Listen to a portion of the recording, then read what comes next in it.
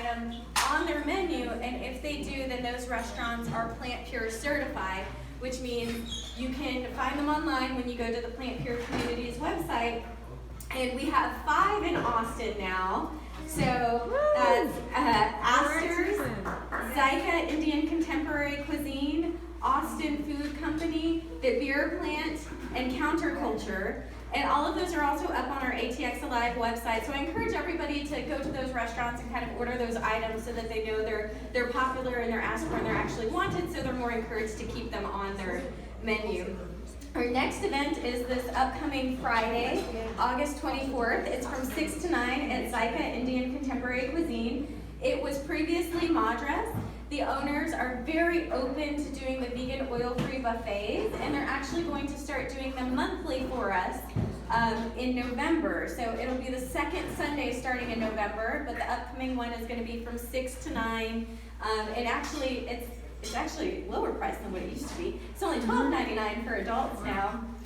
And if you have any suggestions on what you'd like to see on the menu, you can just go to the Facebook event and kind of post in there. The event after that will be September 11th, and that's going to be at Counterculture from 6 to 9. And that is, we'll have the back patio out there, and they're going to put some special menu items on the menu for us just for that event. The Counterculture, again, has their oil-free items already labeled, and you can go there anytime and eat there. After that, September 30th is Return to Revolution, and that's an event at Revolution Vegan Kitchen. It's a Sunday from 12 to 3. They've done an event for us before. The food was delicious. It's a food truck, and they do Mexican food tacos. They also do some burgers, and they are considering becoming a Plant Pure certified restaurant. So hopefully, if we have a really good turnout, they'll kind of go through and keep some vegan oil-free items on their menu permanently, and they're already a completely vegan restaurant. And then after that, October 20th, we have another evening at L's Cafe, which is a 5-course prefix menu for $50, where it's kind of elegant, fancy cuisine in this vegan, whole food, plant-based realm, and it's just really nice to see, like, wow, what it really can be. And then after that, we have every second Sunday of the month, we're going to be having an event at Zyka Indian Contemporary Cuisine. And if you can't remember all of that, it's all up on our website and our Facebook page, ATX Alive. Thank you. Happy birthday! How many want to raise their hand and wave at Dr. Elizondo and wish her a happy birthday? Happy birthday! All right. Thank you, Hannah.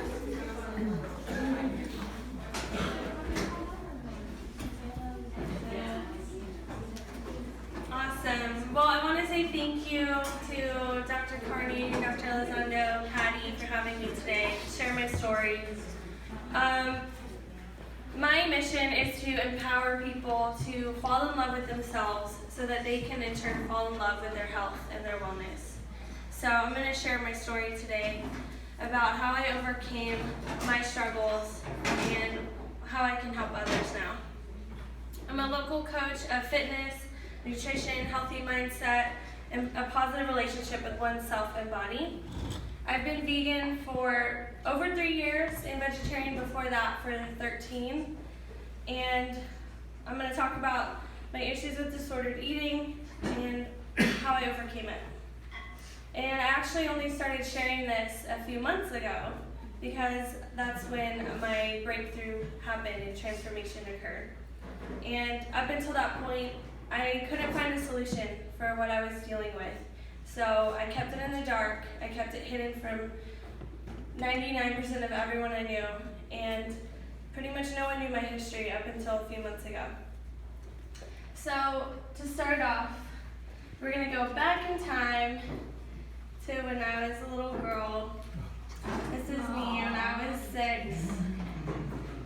So I was a fit little gymnast. My mom put me in gymnastics around the age of 4 or 5. And I got strong biceps and strong muscles, and so I could do flips and flip around on the balance beam and the bars and whatnot. So around the age of 9, I started becoming aware of my body and what it looked like. And different influences in my life made me think to myself, that I didn't really look like the models on TV with the slender figures, and I wasn't tall. I was a little shorter than my fellow gymnasts. And so around the age of 9, I was outside of Zilker Park with my stepmom, and I told her, "Hey stepmom, so I want to go on a diet." And she said, "What? Why? You're an athlete, you're a gymnast. What is up with this?" And I said, "Well, I have thick arms and thick legs, and I have fat on me, and I don't like it." And she said, "Hannah, that's muscle. It's a good thing. But if you really want to go on a diet," because I begged her, like, "Please let me diet, please." She said, "Okay, but that means more salads, more greens, and less dessert." I was like, "Okay, alrighty." But I wanted a slender figure, so that was the starting point of what led me up and down through my relationship with my body. So if we go on a few years, I kept dancing. This is me around the age of 14, and things were really up and down. So there were times that I'd feel confident, but there were also times that I really didn't. And around the age of 13, I heard it was okay to throw up sometimes if you ate too much. And that's the modeling period, for if you didn't know, in psychology. And that's when adolescents start to model the world around them.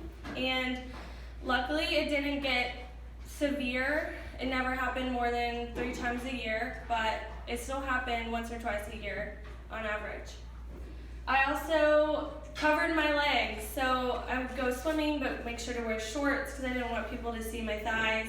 And I developed different ways of eating, so I heard that sugar causes diabetes. So in fear of getting diabetes, I would not eat dessert in front of people, and I felt anxious or guilty, and I would go hide if I had something sweet to eat, or I wouldn't want anyone to watch me.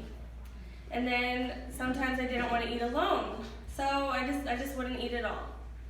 Or sometimes I didn't want to eat in front of others. So my family and I used to go to the Kerrville Folk Festival every other summer, and this particular year when I was about 14, I had these issues where I didn't want to go to the dining hall by myself and eat alone with no one I knew.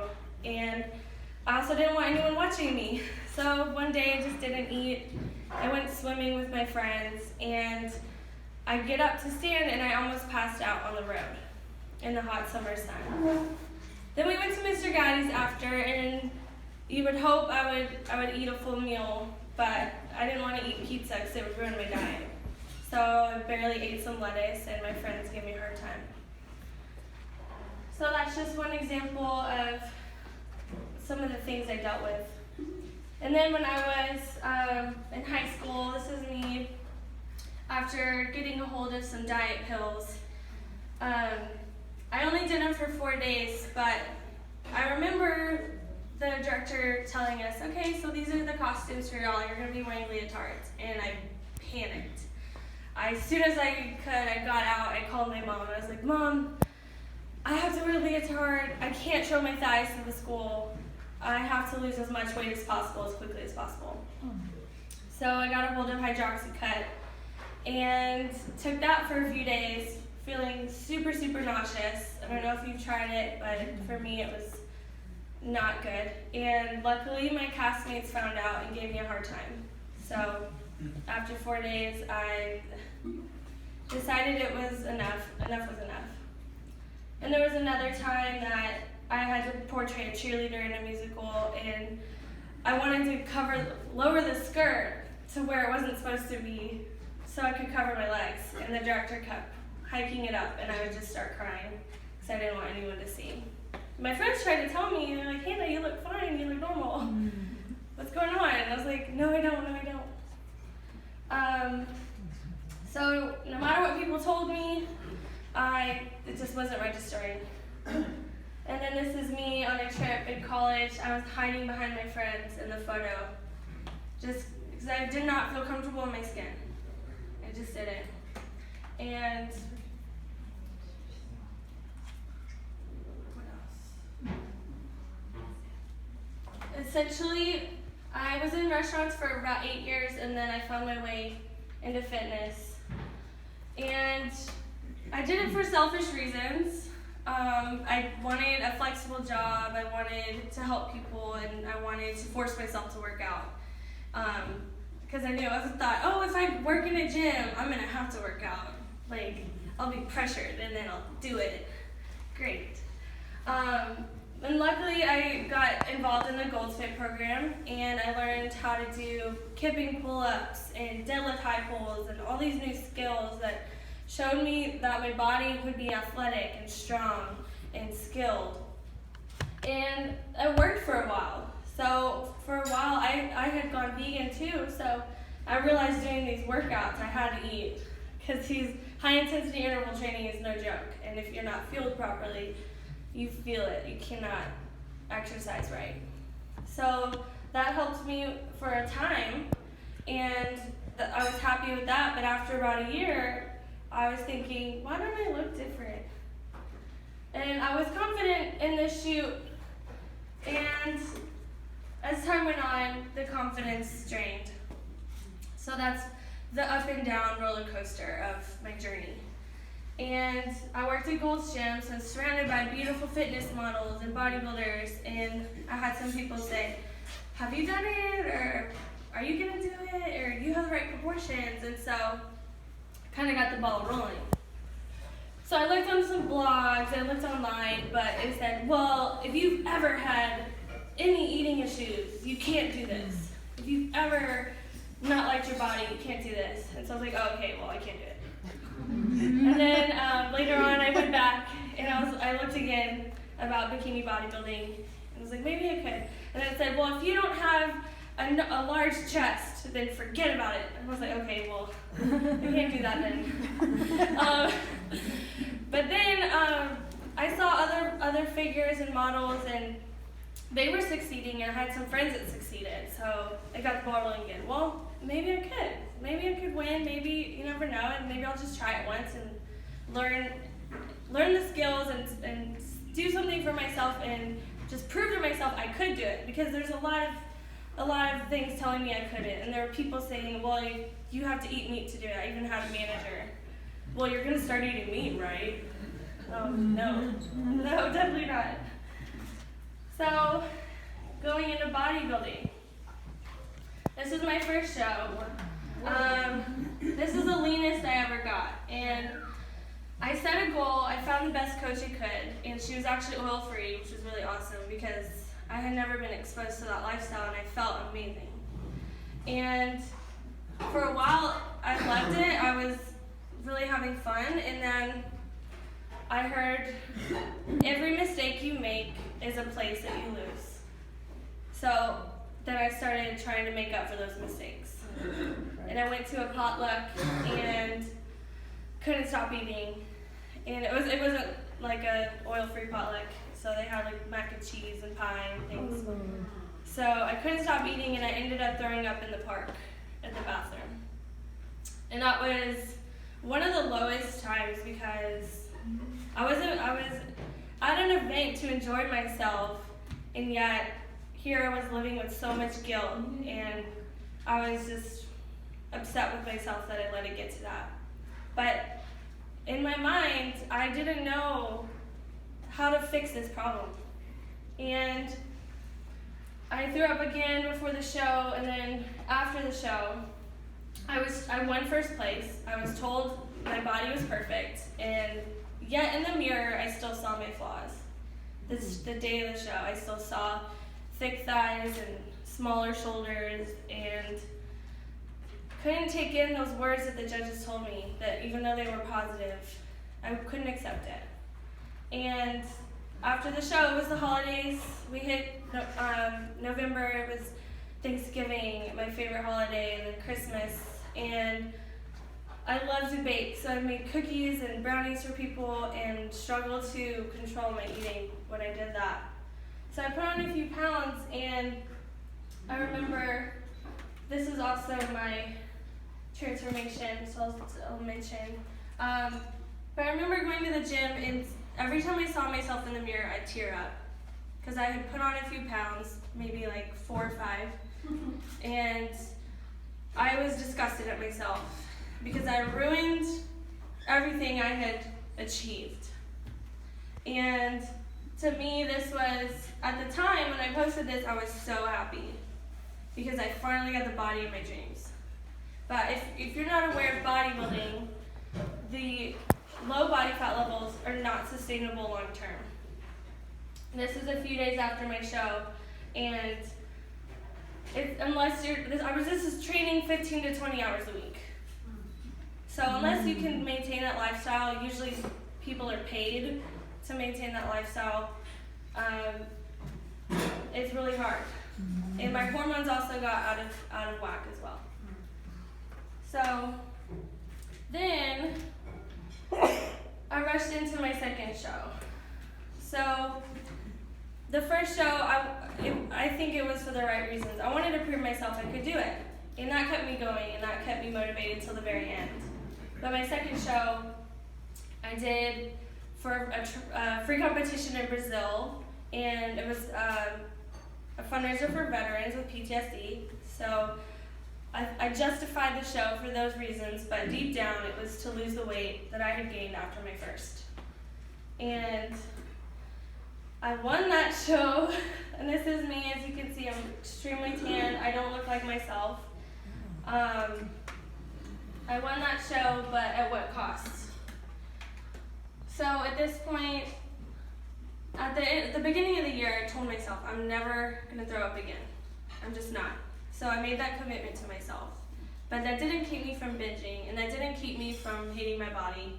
And yet again, this show I was a little less lean, and I was embarrassed.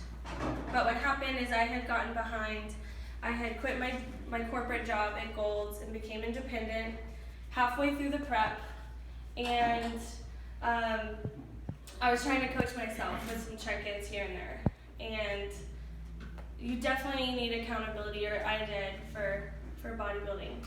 So regardless, I found my mindset coach, and luckily she helped me push through and stay motivated to achieve my goal of winning, and then winning the fundraiser too. And luckily, I didn't want to go to Brazil because that meant another month of prep, and luckily that happened. So I showed up that Saturday, and I was just hoping for a miracle. Please don't. I want to win, but I don't want to be sent for another show because my body needs a break, and mentally I needed a break. And luckily I still won, but I didn't have to go. So we can talk about next what exacerbated the problem. So there's a number of reasons why this problem continued, why it got worse. So I had negative emotions, and I didn't know what they were coming from. So I knew I had some anger, I had some hurt, I had a lot of guilt. But how do you solve this? I had limiting beliefs. So I had beliefs, I read once that if you ever have an eating issue, if you ever have body dysmorphia, then you're gonna have it the rest of your life. But that limiting belief held me back and kept me thinking that I'm never gonna overcome this. So just accept it. And then my fears, my doubts, my anxieties made things worse. So when I was stressed out, I would eat at night. My fears of trying to stay skinny, I had a fear of weight gain. And when you're focusing on something, it's kind of, you can somewhat attract that sometimes. And then my doubts about myself. So doubts that I could overcome it, doubts that I could have a healthy relationship with food and have control over my eating. And then I was continuously ignoring the root issue, and I was in denial. So I didn't want anyone to know I struggled. This was embarrassing to me. And being in denial that there's a problem is not how you fix a problem. So once I opened up to someone and I realized they had asked, my coach Deb had asked me about my health. When we consulted, I was actually looking for a business coach. But she asked me about my health goals, and I just started crying because this was in February, and I was just upset that I was still struggling with issues I was struggling with when I was 13. And I'm 27. After 15 years of dealing with something, I was ready to change. I was ready to change my life. And then I also felt I wasn't completely fulfilled. So I used food as a means of making myself feel better. I used bodybuilding as a way to give myself purpose.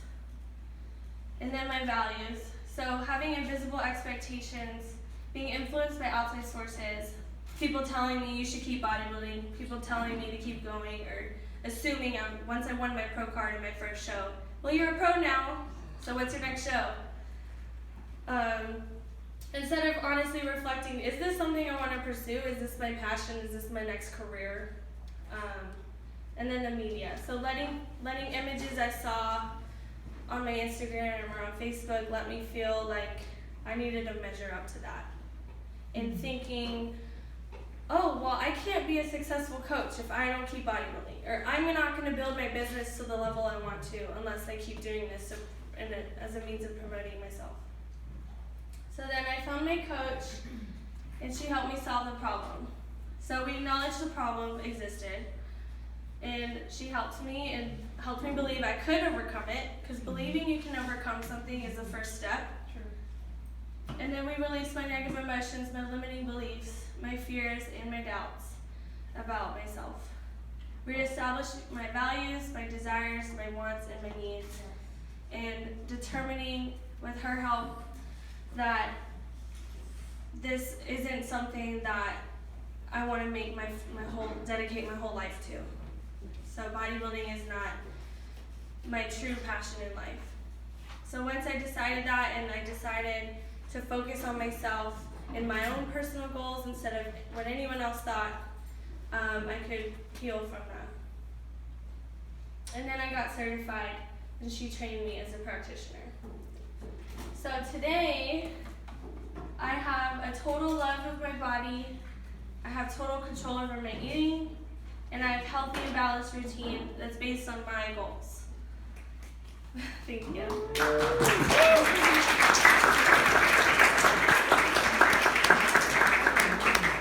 Yeah, by the end of my training in May, I felt like a new person. I was a new woman, and I didn't even really change anything, and people told me, you look different. I was like, I know, I am different. I'm a happier person, I have purpose, and I love myself. And it's amazing when you truly love yourself and your body the way that it is, you can accomplish amazing things. And with that, I also help someone else. So my first client, he gave me permission for sharing this. I want to disclose that. I keep all my clients confidential unless I get permission to share their transformation. So within our first session, this is what he did. I asked him to make 10 to 12 meals for the next week to set him up. And he wanted to go vegan, and he was new to being vegan, but I was like, only if you really want to, but this is how you do it. And I told him, I don't care how you get the food, but I wanted to try and be plant-based, oil-free, and have it ready by Monday. Well, the next morning, Saturday morning, he texts me all these photos, and he says, Hannah, this is huge for me. I've had so much fun cooking today, and I feel the energy I'm putting in my cooking, and I'm excited to eat what I prepared. Seriously, thank you so much. You definitely helped me change my life. And this is all the food he made. And then that's my response. I was floored. And then yesterday I asked him, do you have any words since finishing your breakthrough? And he says, yes, since working with Hannah, I've gained more of an understanding of how to care for my body and my mind. She's found a way to present what held me back as an opportunity to have what I want in my overall health. I've been motivated about creating and reaching my health goals since my health breakthrough, and I enjoy seeing new wanted results in multiple areas of my life every week. And I can attest that he is achieving all kinds of goals, and he's been doing amazing. So to bring this back on how to help y'all personally and how you can use this for a healthy relationship. Show gratitude and honor your mind and body whenever you can. So I like to think of everything I'm thankful for every day. And if you're struggling on the day, maybe it's your fingernails, or maybe it's your elbows, or it can be anything, your hair, your nose, and just feeling grateful because not everyone has legs. Not everyone has arms. So if you have arms, maybe you can cook. If you have legs, maybe you can go dancing. If you have everything, maybe you can go rock climbing. But your limits are unlimited. So whenever you can, show gratitude and honor that, and move your body and embrace it for all that it is. And then what else? So set specific, measurable, attainable, realistic, and time-oriented goal setting for you. Not for anyone else. Not for what you see on TV. Not for your friend's cousin or whatnot, because they think you should look a certain way or do a certain sport. But because you have passion for yourself, you have goals that are more than just aesthetics, but your skills and how you feel is the most important thing. And then surround yourself with a positive environment, relationships, and media. So everything around us we take in, and it's really important to surround yourself with positive people like A Tech for Life. This is a great group. And people that are gonna look at you for who you are as a person and appreciate you for you. And they're not gonna critique you or make you feel bad about yourself. And then have positive relationships, and then look at positive things on the media. So look at delicious, nutritious foods, have things on your wall, your goals, and things that you want to think about every day. So now it's your turn.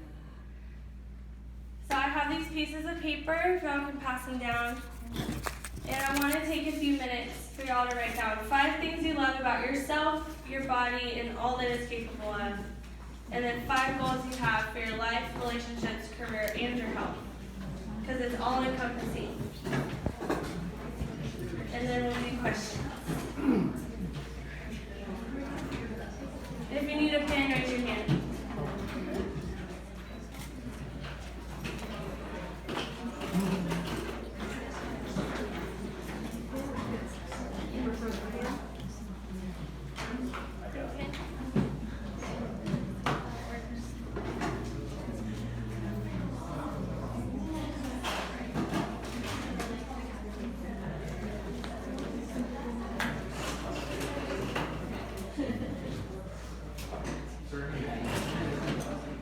Does anybody else need a pen?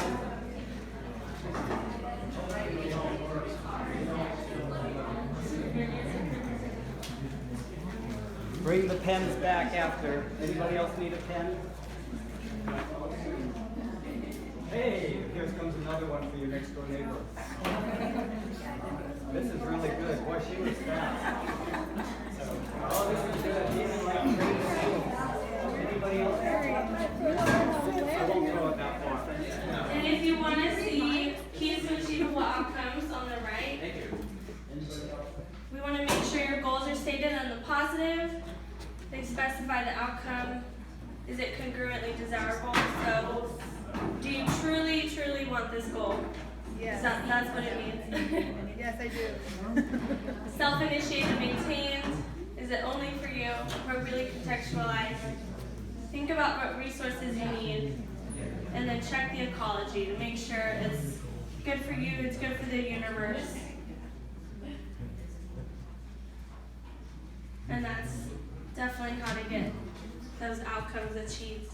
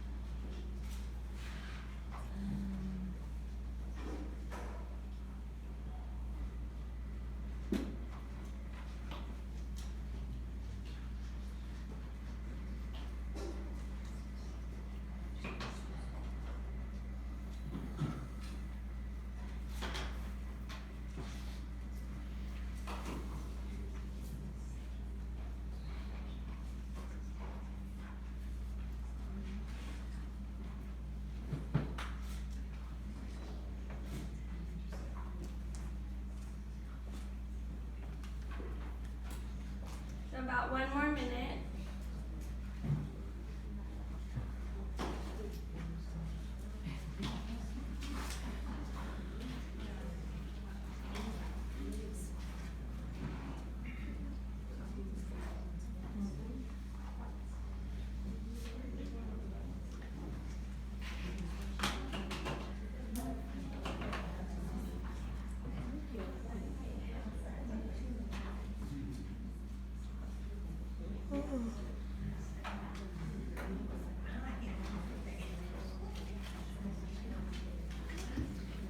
So my challenge for you is to start setting, once you have these goals, I want you to start achieving them.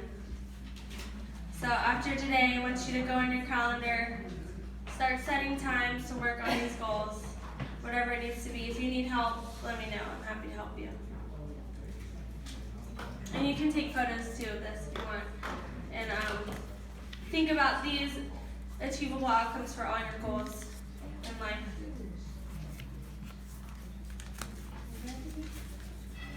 So now we can do a Q&A. If anyone has questions for me. Yeah. What do you, I'm just curious, you look amazing. I know I told you that 1,000 times. But like, I'm just curious, what do you eat for breakfast? Like, what do you personally eat? So Sandra's asking, what do I personally eat for breakfast? So I kind of rotate, but I typically do oats, some nut butter, banana, and a splash of almond milk. I also like fruit smoothie bowls. So frozen banana, different fruits. So I'll put some greens in usually, and some protein as well. So I usually go between those. Sometimes I make protein waffles or protein pancakes. So I have those in my book. Carol? Can you go back to your very, very first slide where it has the initials next to your name? And can you explain all of those certs and things that you do? Yeah. So those we can talk about more one-on-one. Oh, okay. Yeah. Could you actually leave it on the slide before? I want you to take a picture of it. Yeah, definitely. Yeah, you look great. Sounds good. Patty. I was wondering, what's your current exercise regimen?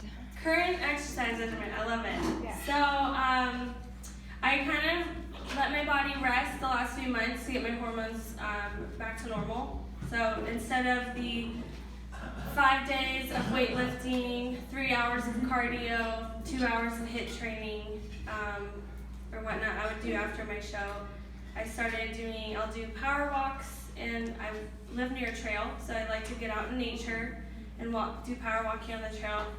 And I'll do weightlifting 3 to 4 times a week, and then I like to take new classes like yoga, or I'm gonna try Pilates soon with Carol, and so that'll be great. And I have a lot of fitness instructor friends, so I try to support them and go take their classes, whether it's spin or I tried bar the other week, which was really fun.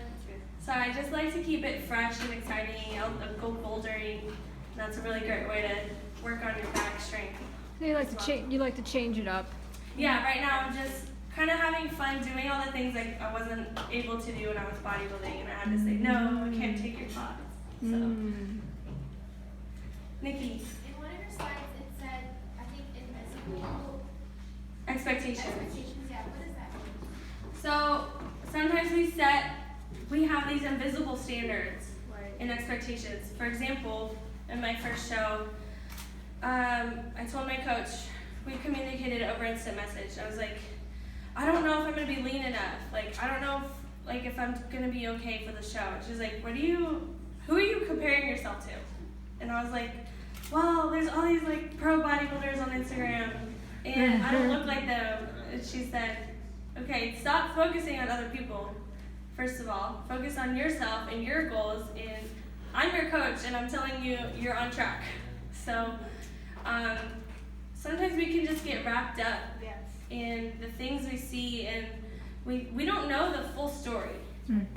And one of my Instagram posts, I'm modeling on a rock in a bikini, and I go through the whole background of, so this is the image, and this is everything that went into it.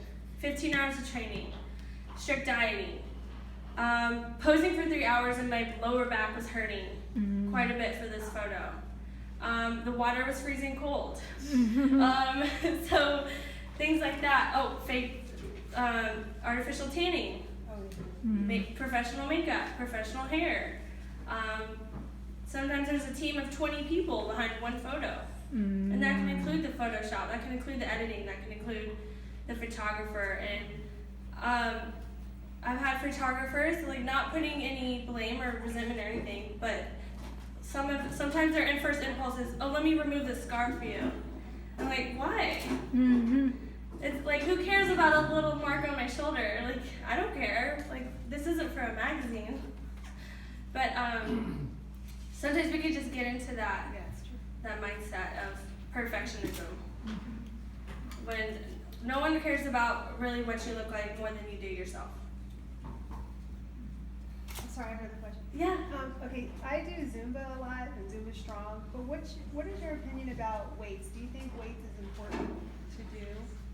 Yeah, depending on your goals, resistance training is really great to maintain muscle mass over time. It's also going to help your posture if you do a lot of sitting.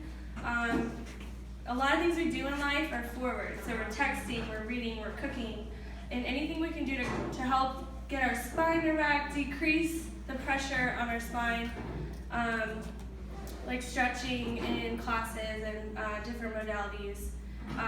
Whenever you can use your muscles, the better, because you just want to stay strong and keep those bones and joints safe over time. And our muscle mass naturally decreases as we age, so that's something we want to be mindful of. Dr. Carney.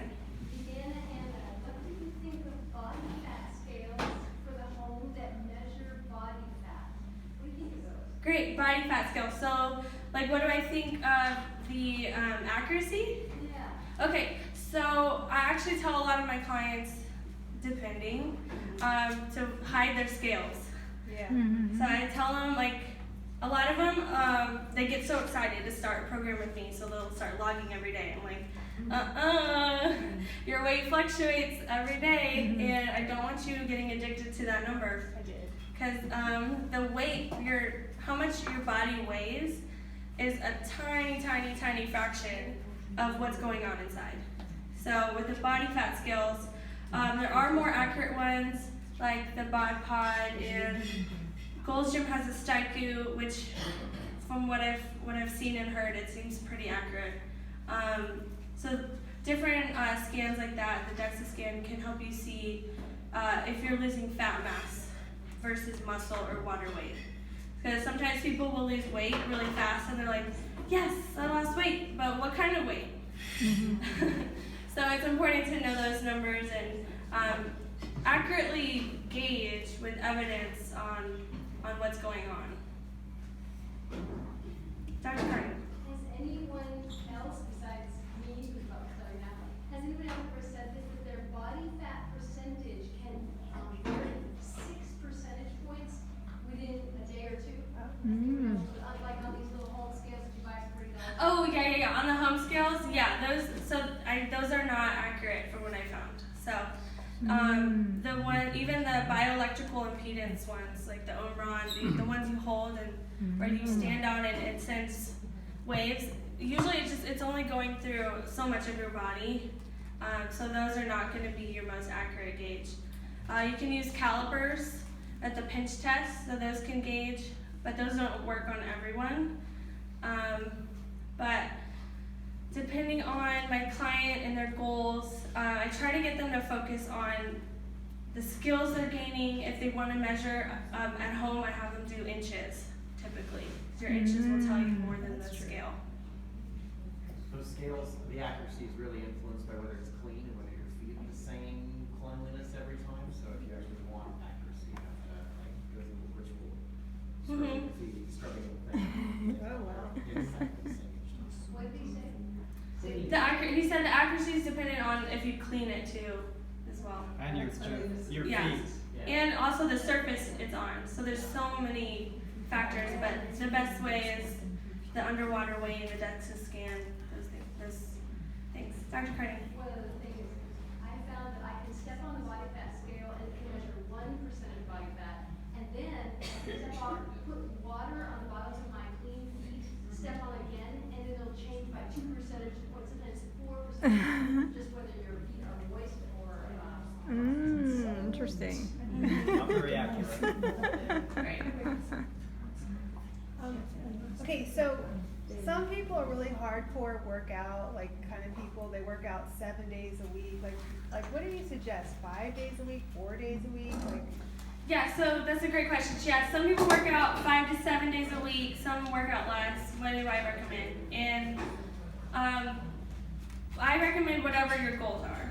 So if you're trying to compete in a swim meet or something, you're gonna want to exercise as much as like 5 to 6 days a week. It's good to have the body to have a rest day, or maybe work out a few days, take a day off, or one on, one off, depending on your schedule, your goals. It's really just best to move your body when you can. If you have a lot of time that you're not able to move your body, just do whatever you can. And I say try resistance training at least 2 to 3 times a week to maintain or improve your strength. Try to do more if you're really trying to gain a lot of strength.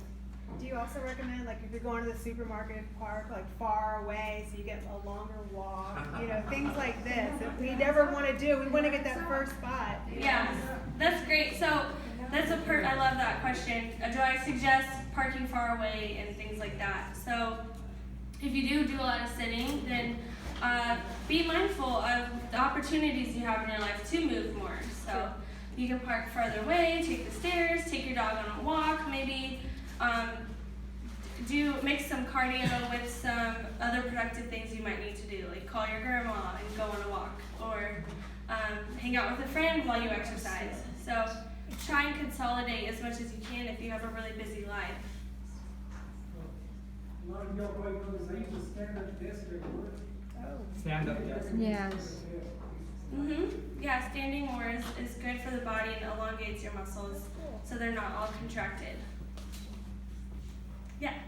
Yeah, based on what you've gone through, what advice do you give a parent who is raising a child of your type? I love that question. So what advice do I give for a parent that's going through that? Raising a child of your type. Child of my type. So when you're raising children, I would say just be mindful of your language. So certain things I heard, like, I'm gonna get diabetes. I heard that so much. And yeah, it's laughable because, and I'm not putting any blame or resentment on anyone. Everyone in my life was doing the best they could with the resources they had available, and people are not their behaviors.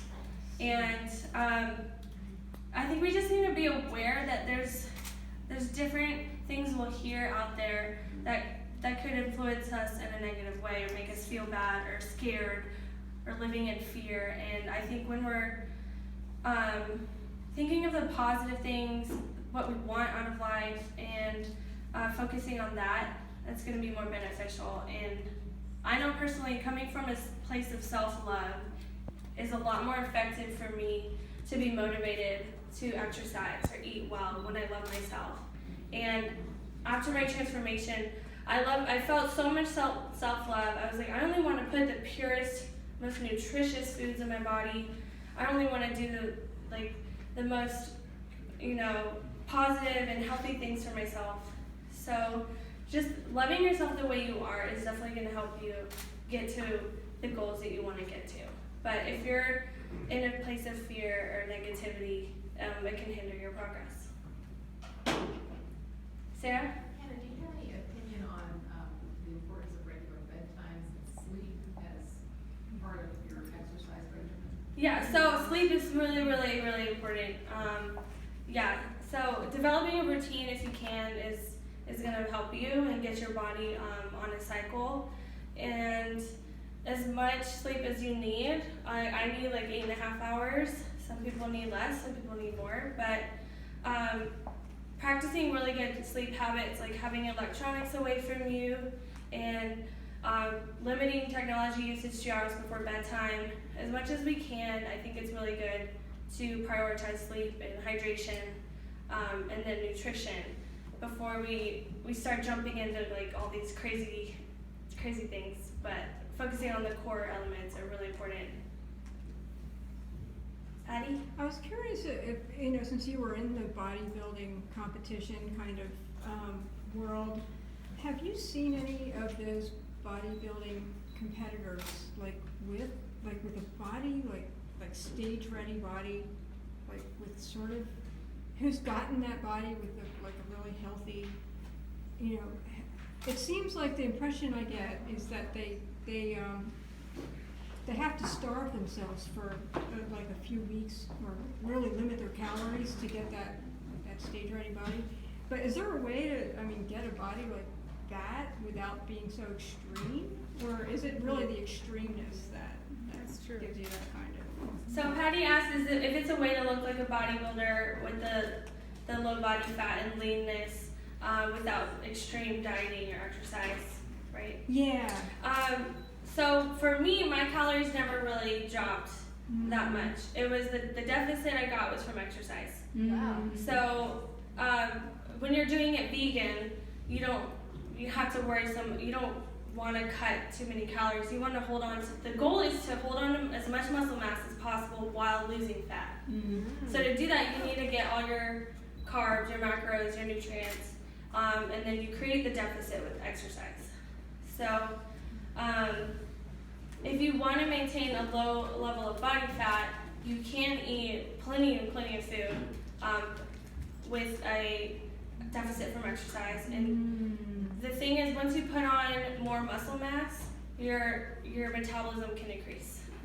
So some people will do reverse dieting, or they'll train their body to burn more calories on more food. So there's different ways they go about that, but putting on muscle mass is going to help your metabolism over time. So if you're lifting weights or doing any kind of resistance training or body weight training, and that's going to help your metabolism more than if you're just doing cardio. Yes? I think I have two questions. One being, in the beginning you showed your clients with the food prep. How much do you also primarily, most of your meals, are they meal preps, where you pull something in a container out of the freezer or refrigerator and you eat from that point? Except for today, of course. Yeah, so great question. He asked if I would do meal prep, and I personally like to set aside every Sunday an hour to prep my meals for the week. I used to do about 10 meals a week, so 2 different recipes in big batches. Right now I'm doing 5 meals a week, and then for lunch I've been doing like green salads with tofu and quinoa and seeds and nuts and stuff. So I do recommend, your nutrition is 80% of your results if you're trying to change your body at all. So with that in mind, planning and preparation is going to be key, because it's always going to be easy to get fast food or eat something out of convenience. But if you're prepared and you have something that's healthy and delicious that you're looking forward to eating, then it's going to keep you from doing other options. And I found using like big steamer bowls or instant pots or whatever you can do to make it in big batches is going to help set you up for success for the week. And if you have the time to cook every day, and if you enjoy that, then by all means, do it. But for me, I just like to have it done, save my time for the week, and just grab it and eat it up. And then do you have some good recommendations of protein sources that are easy to incorporate into meals? Yeah, so easy protein sources are edamame, quinoa, tofu, tempeh, seitan. I use broccoli, spinach, other cruciferous vegetables, and I do use a protein powder as well to make sure I get enough protein for when I'm weightlifting. And what else? Nutritional yeast is really amazing. I sprinkle that on my meals when I can. Beans, all kinds of beans. So with the Chickpeas. yeast, is this dry? You put it on your food? Yeah, so it creates a cheesy flavor, and it has high protein. It's like it has protein, but like no fat. So it's really good to get your protein macros up. Oh, he has a bottle. Perfect. That's wonderful. I love that. That's great. Nina? For someone who's trying to lose weight, do you find that like 3 bigger meals is better or smaller meals throughout the day?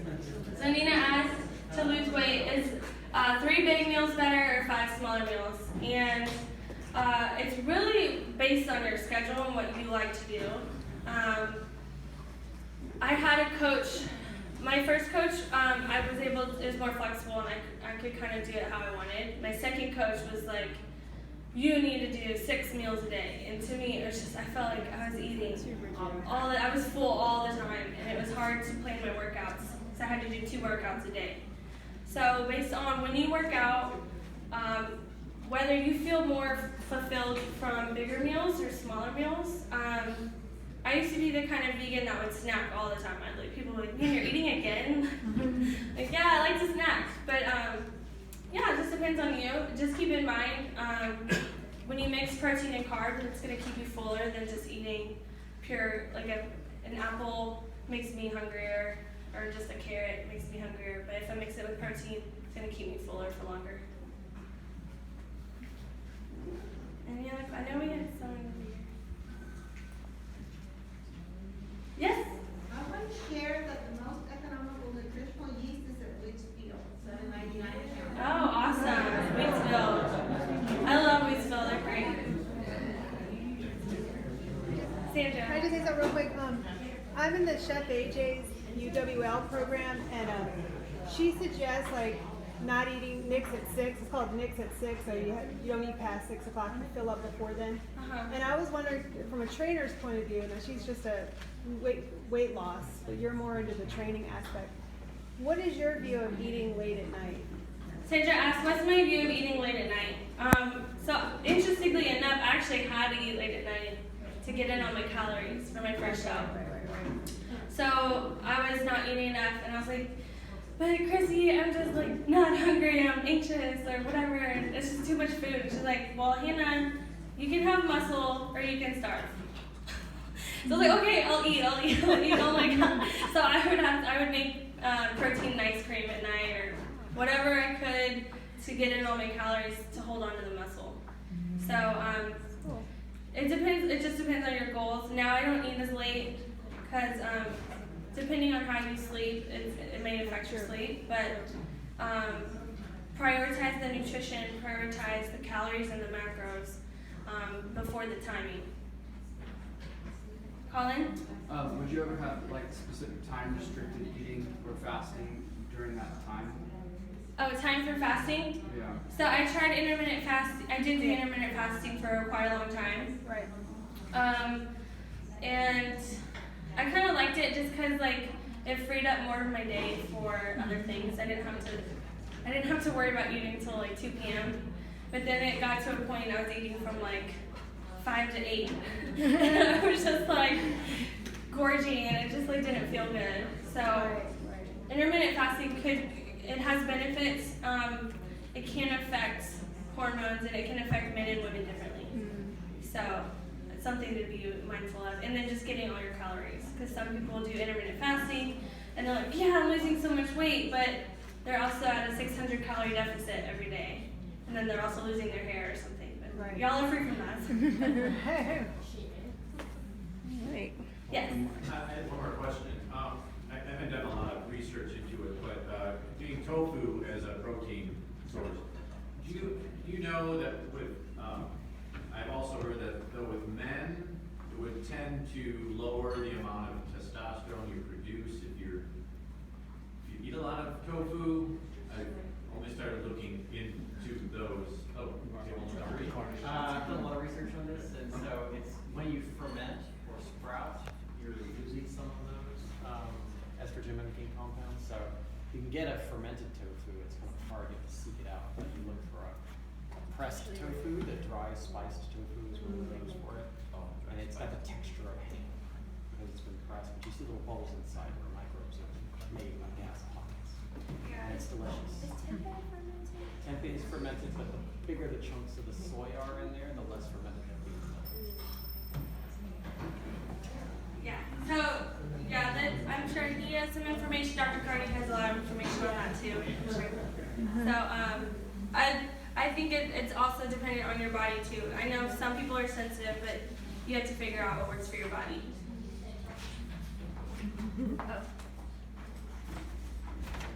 About the testosterone question, in my practice, I measure testosterone levels on men. When men go vegan for the first time, especially oil-free, whole food, plant-based vegan, testosterone levels come up invariably, no matter the age of the man. I mean, he's at least 12 years old or has, intact testicles. If he has not had them surgically removed or crushed, if he's able to make testosterone, all the patients in my practice who go oil-free vegan and cut out the alcohol and the caffeine do raise their testosterone levels if they have testicles capable of making that testosterone. Yes, Andrew? So you're talking about the level of free testosterone as well, right? So Free and total. I measure free and total. And utilizable testosterone, correct? I'm sorry? That's the free testosterone in the blood, is that right? Free and total testosterone is the name of the test that I ordered. Okay, so that's what, and then your body uses whatever's in that reserve as well. So you still may have a cap of how much testosterone you use from the sex evidence as well,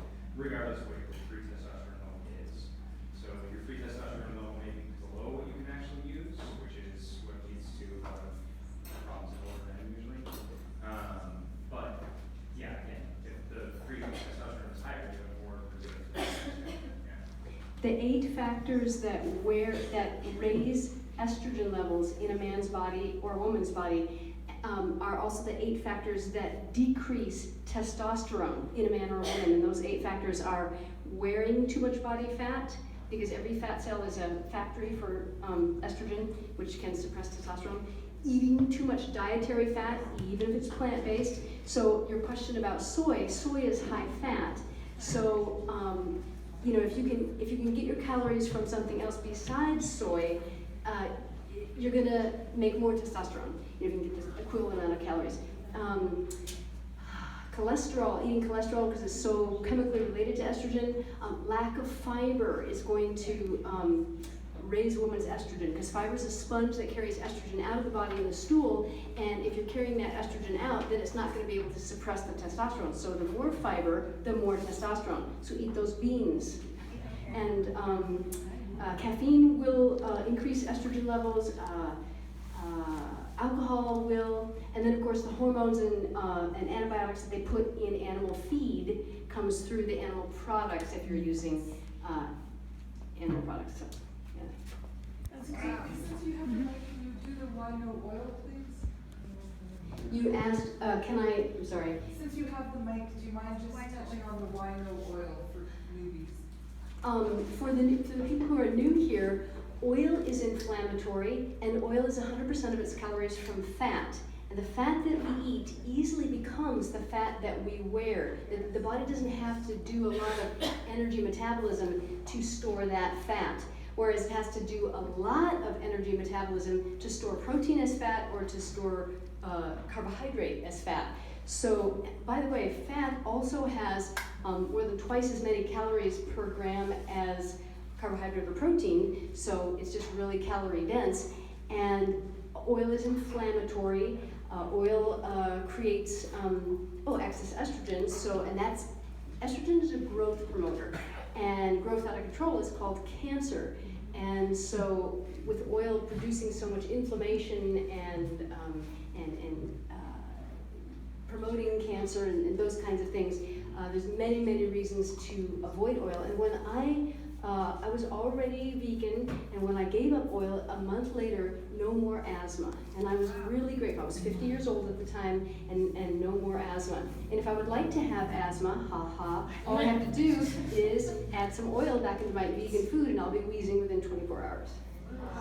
That's just my genetic strike against me or whatever, but anyway, so free from my inhaler for 8 years now.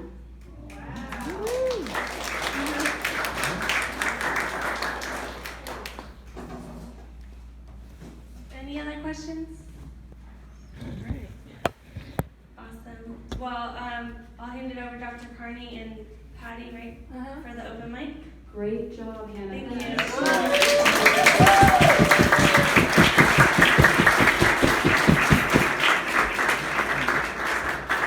Thank you. I wanted to let you know that in September and October, Sean and I will not be here. We've arranged for someone else from the church who's got a key to open up for you. But bring lots of food, bring lots of people. We have some great programs for you, which Pat is going to tell you about in the September and October programs. And I also wanted to say thank you so much. I have in my hand the donations that you brought today. There's a little box back there near the plates and utensils that you can put donations in if you want. We're raising money to try and get our kitchen repaired so that our kitchen can be more usable and hospitable. And there's a little jug.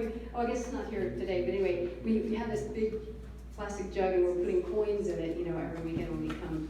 And so the church is grateful, and I would just like to convey to you that the church voted a statement this week of our relationship with ATX Alive in the hopes that you will be comfortable here and continue coming here, because the church really likes having you here every month, and I know that you all are really grateful for the air conditioning in the bathrooms, and I know you're really grateful that we're not outside in the August heat. And so if you want to continue to donate, the little box is still back there. This is a bag. I sincerely hope that it's my bag. If it's your bag and I'm usurping it, forgive me. I think it's mine. If you want to come up to the front here and bring your beverage containers, if you have water bottles or cups or whatever, this isn't enough for all the recycling, but the church doesn't have a contract because they don't offer businesses in this neighborhood, they don't offer them recycling, so they can't really get it at any price. So I like to take the recycling home because my house does have recycling, and so if you would be willing to put some of your recycling stuff, I think we could do probably utensils that aren't super soiled, so if you could lick those off, and put utensils, cups, and beverage containers in there, I think that would be nice. And then this dear lady, you told me your name and I can't remember. Judy. Thank you, Judy, for that wonderful idea. She says, oh, I'll just bring it to my house and I'll just recycle it there. I thought, what a sweet lady. That's a great idea. So that's what gave me the idea. Patty, what else do you have? I wanted to announce the upcoming topics of our next potlucks. And for those of you who are new, we have these potlucks here at this location on the third Sunday of every month except December. Our next potluck is going to be next in September, and Jill, probably many of you know Jillian McKeever. Yes. From Facebook and YouTube, and she's all over the internet. She's very creative with recipes, and she's hilarious. And she agreed to come next month, and she's going to be doing a food demo. So I hope you all can make it and bring your friends. She's really inspiring and entertaining. Look forward to having her. And then in October, we're going to be having, maybe some of you know her or not, but it's Joyce Hale. And she overcame a very severe lupus condition. She was on chemotherapy, and she was not going to last much longer until she adopted a plant-based diet, and she completely turned around. She's I don't know, she's one of the most amazing stories of her. If you wanted to hear her story, there's a podcast on Mended Paths podcast. That's the first time I've heard of her.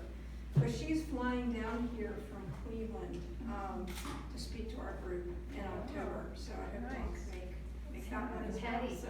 Is she flying at her own expense? She is. Yeah? And why is that? Because we, as ATX Live, we're not even incorporated. We don't have money. We don't have a budget. Right. So Yeah, that's the right. donations that you give, we just give that to the church every month so that they're knowing that we're grateful for the supplies that they let us use and That's stuff. right. So. She really likes our group, and she wants to come and speak with us. And it's wonderful, and we're happy to have her. Would we be able to have maybe like an extra little box that people could donate to help towards her expenses? That would be Yeah, let's do it.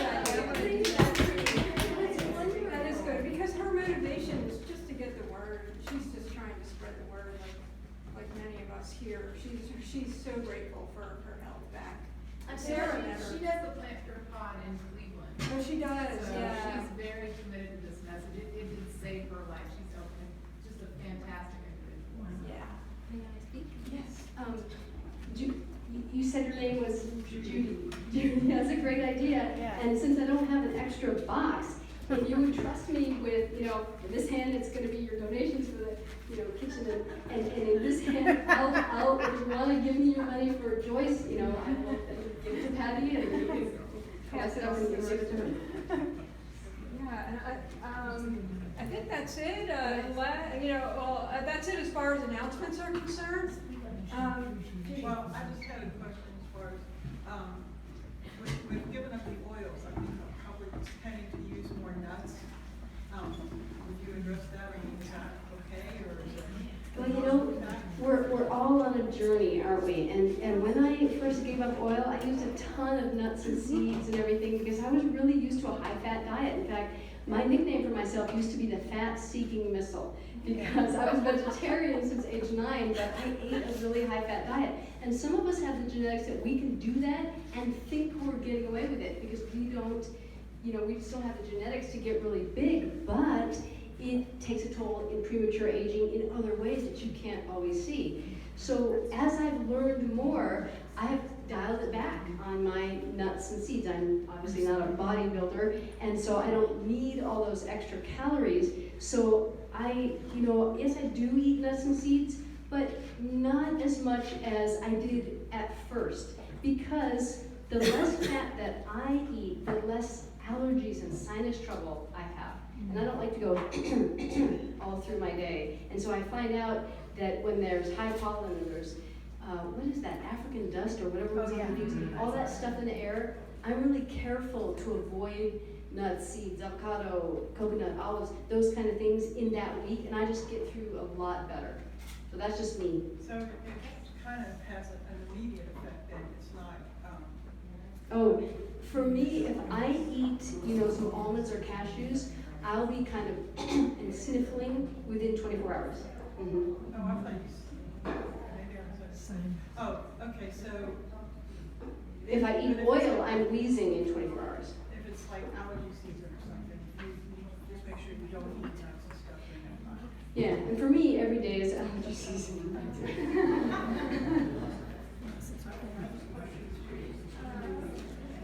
Does anyone have any? Yes. Oh, we have. Is that a question? What question do we have? Okay, I just wanted to know. I'm sort of a newbie too, but I understand the oil part of it. But I haven't heard very much about giving up caffeine, and I love coffee, and I'd like to know what kind of. I assume there's some benefit from giving it up, or people would be pretty curious about that. Okay. So I almost brought it today, and I forgot. And I have a little handout called "What's Wrong with Caffeine," and I don't have it listed on my website. But if you go to my website, drcarney.com, and type caffeine into the search field, that may give you a lot of research studies about how caffeine is related to kidney stones, osteoporosis, thyroid disease. Susan? Can I say, as somebody that usually doesn't have caffeine, but there is caffeine in chocolate, which was in the lovely birthday cake that was weird, it completely throws off my sleep schedule. I can feel my heart racing. I don't sleep well for days. So it definitely affects your rhythm, and that's why I usually celebrate birthday. I don't touch it. Yes. Caffeine tends to cause body fat storage and insulin resistance. And the mechanism for the body fat storage and the insulin resistance is it just makes it harder for the insulin to get the energy into the muscle cells. And so, caffeine is a plant-based component, and so it's technically vegan. And if you want to drink caffeine, you go for it. But the reason that I don't drink caffeine is because of those reasons that I said. But I don't judge anybody for what they eat or drink.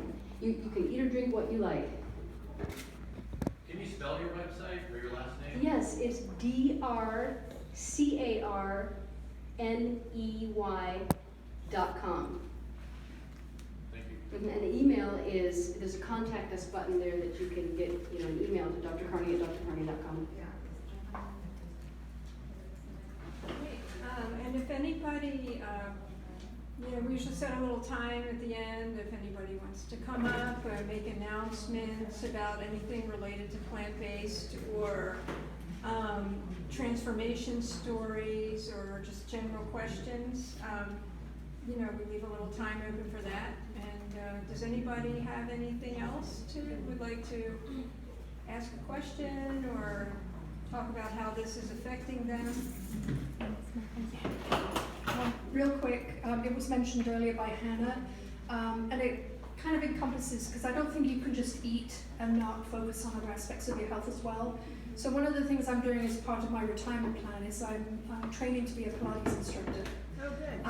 And the Pilates community is very interested in the plant-based science, and I've had some amazing conversations with people in the studio when I'm there going through a routine. So I'm in training. As of October 1, I will be released to do what's called practice teaching, which allows me to do one-on-one classes, 50-minute classes with people who either never done Pilates or are very, very new to it. Because obviously if you know how it works, I can't practice my cueing and proper instruction because you'll, by default, know how to do a move. So I really need rookies or people who are very, very new.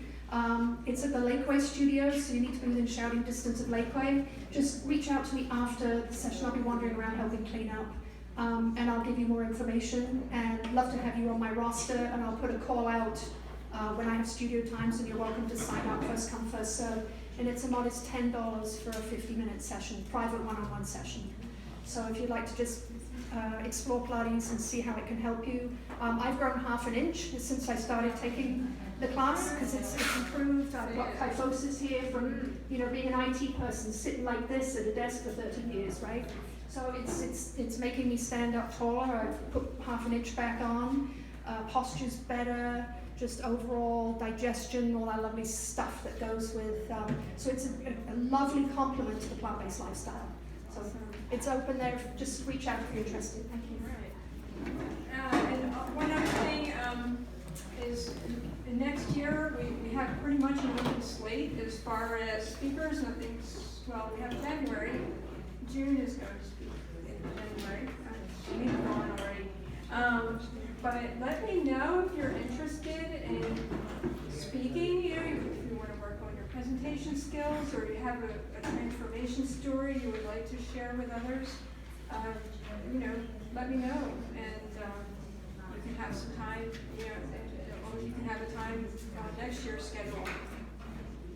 One more thing, there are happycow.com stickers up here. So if there are children in your life, grandchildren, nieces, nephews, little neighbors who like stickers, or anyone that you want to pass out, these are free. I got them from happycow.com. And who can tell me what's at happycow.com? Tell me, Candace. It's just a wonderful website, and when you go there, if you're traveling, I just always reach out to them because it tells you where all the vegan or vegan-friendly restaurants are in that particular area where you're traveling to, and just everything. It's a lot of great information. Thank you, Candace. She said happycow.com has all the vegan or vegan-friendly restaurants. So when you're traveling, you're in a new place, just dial up happycow.com and you can figure out where to grab a bite.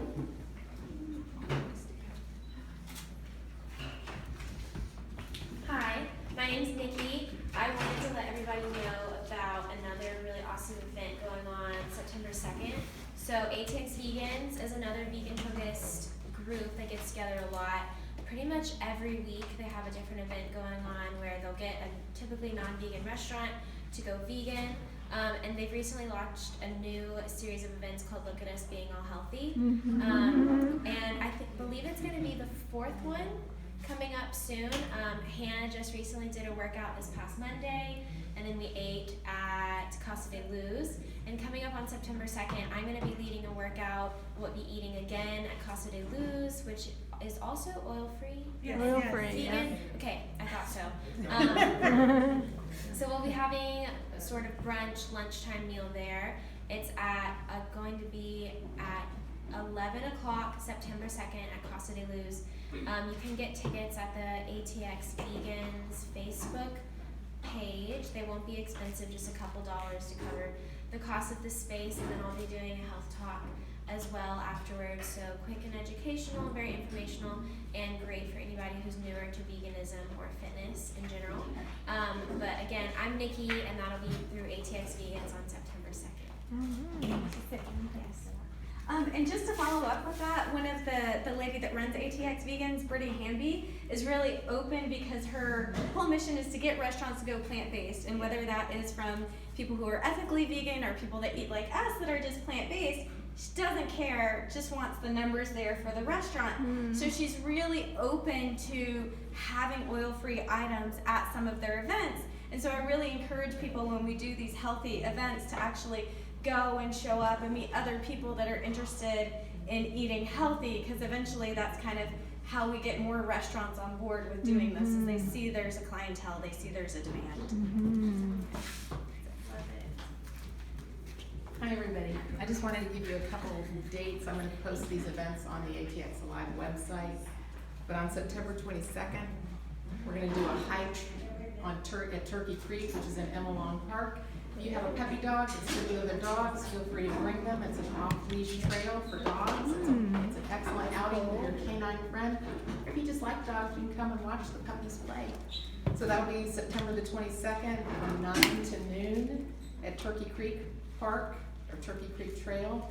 Then on October the 5th, which is a Friday, so the first date will be on a Saturday, the second date will be on a Friday. We're going to do a hike up the Violet Crown Trail, if you haven't done that before. I'm not sure if we'll start on the Davis Lane end or the Zilker end, but it's a nice long hike. Probably start at either Davis Lane or the 290, hike all the way up, and then we can eat at Casa de Luz after, catch a bus all the way back down. It's kind of a nice, fun, almost all-day event, but it's a great time together. We've done it before. So that'll be on October the 5th. Get those 2 dates on your calendar. I'll be posting them soon. Thanks. And Sarah, don't go. This is Sarah Shannon, and she is a registered nurse, and she helps her patients understand about the importance of whole food plant-based diets. And she's one of our co-founders. She and Patty are 2 of our original co-founders that were gracious enough to let Dr. Elizondo and me in and join them. So thank you for suggesting that we meet here and doing all this.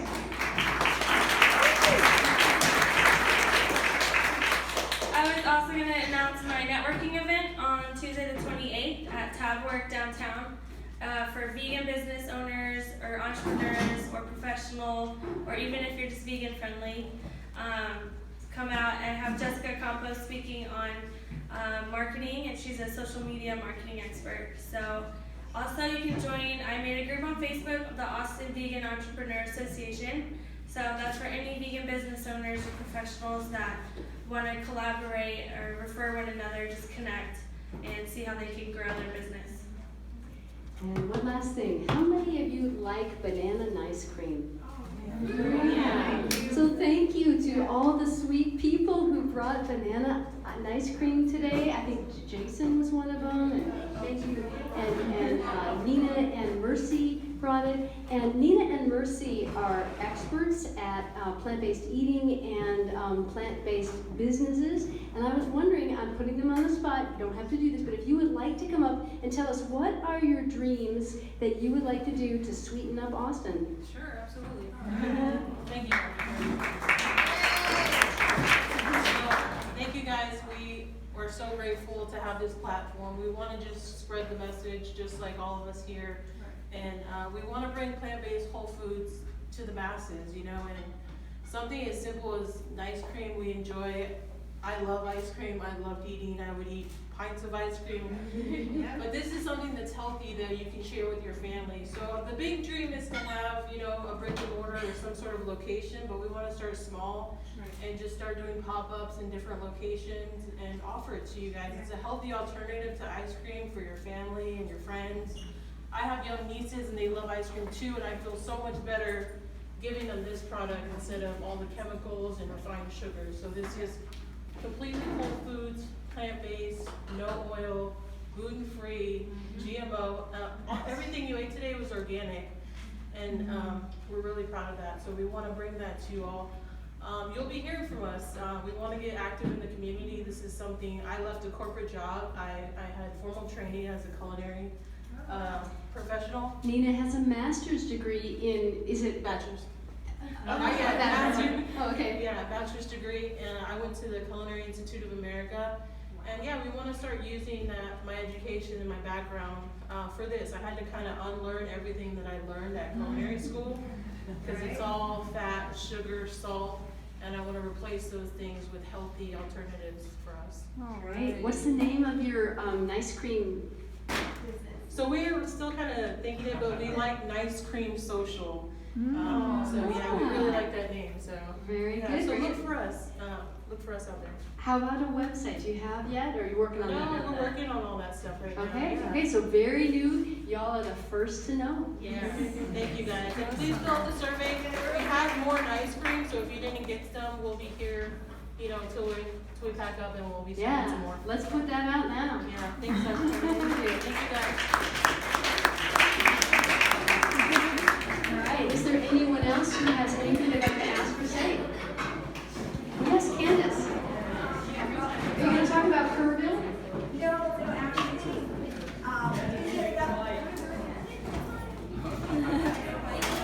thank you.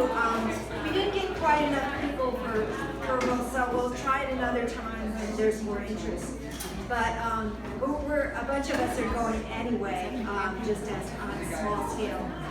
But anyway, I do a potluck on the first Saturday of every month that's healthy vegan.